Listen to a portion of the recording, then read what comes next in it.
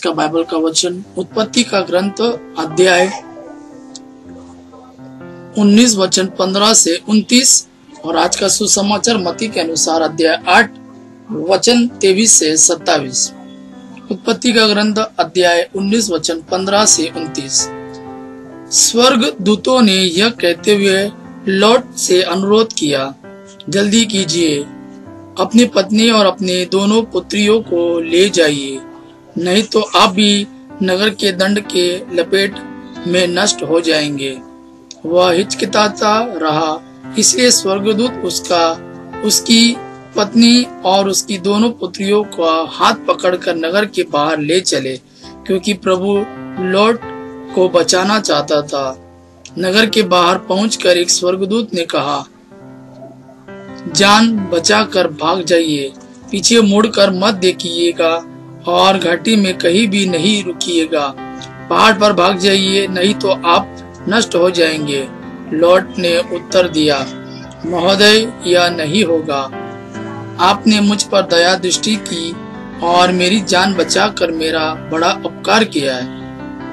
यदि मैं पहाड़ पर भाग जाऊं तो मैं विपत्ति से नहीं बच सकूंगा और निश्चय ही मर जाऊंगा।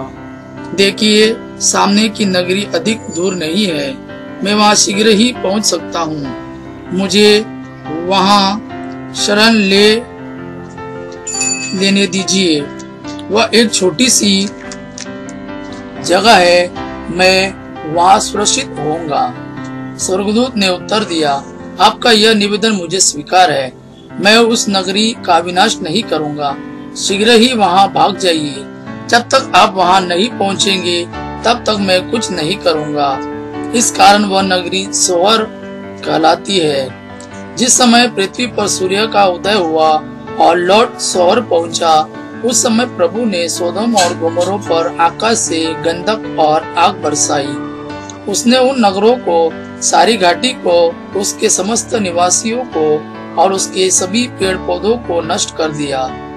लॉट की पत्नी ने, जो उसके पीछे चल रही थी, मुड़कर देखा और वह नमक का खंबा बन गई। दूसरे दिन सवेरे ही इब्राहिम उस जगह पहुंचा जहां वह प्रभु के साथ खड़ा हुआ था।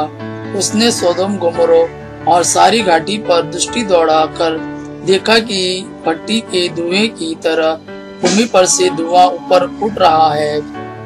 इस प्रकार जब ईश्वर ने घाटी के नगरों का विनाश किया तो उसने इब्राहिम का ध्यान रखा और लॉट की रक्षा की। तब उसने उन नगरों का विनाश किया जहां वह रहता था।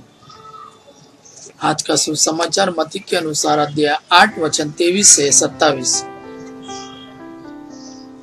ईसा नाव पर सवार हो गए और उनके शिष्य उनके साथ हो लिए।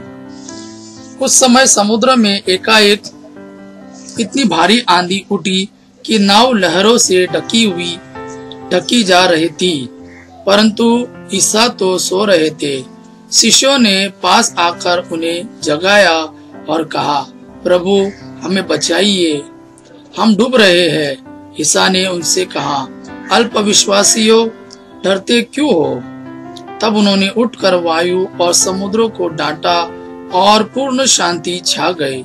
इस पर लोग अचंभे में पड़कर बोल उठे, आखिर यह कौन है? वायु और समुद्र भी इनकी आज्ञा मानते हैं। यह प्रभु का वाणी है। प्रभु का धन्यवाद। आबा पिता की महिमा और पुत्र यीशु का प्रेम आप पर सदा सर्वदा बना रहे। आमीन।